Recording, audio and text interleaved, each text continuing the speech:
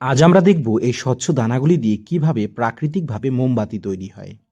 এই যে গাছগুলি দেখতে পাচ্ছেন এর নাম মূলত ট্যালো গাছ।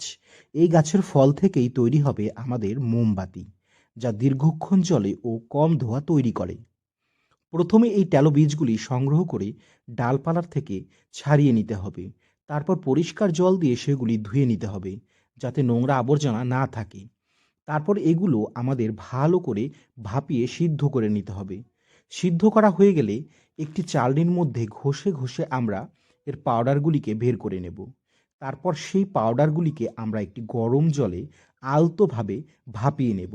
এরপর একটি পুঁটলির মধ্যে সেই তরলটাকে ভরে আমরা শুধুমাত্র রসটাকে আলাদা করে নেব।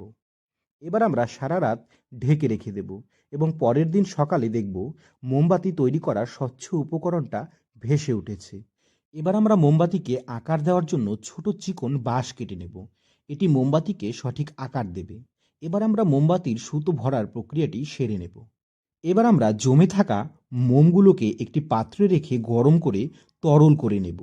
তারপর আমরা এক এক করে সেই চিকন মোমগুলোকে বাঁশের মধ্যে ভরে ঠান্ডা করার জন্য রেখে দেব। আর ঠান্ডা হয়ে গেলেই ব্যাস, আমাদের তৈরি এই সুন্দর বাঁশ থেকে মোমবাতি। দেখুন কত সুন্দর মোমবাতি তৈরি হয়েছে। বলুন কেমন লাগলো ভিডিওটা? ভিডিওটি ভালো লাগলে একটি লাইক ও অবশ্যই কিন্তু সাবস্ক্রাইব করবেন।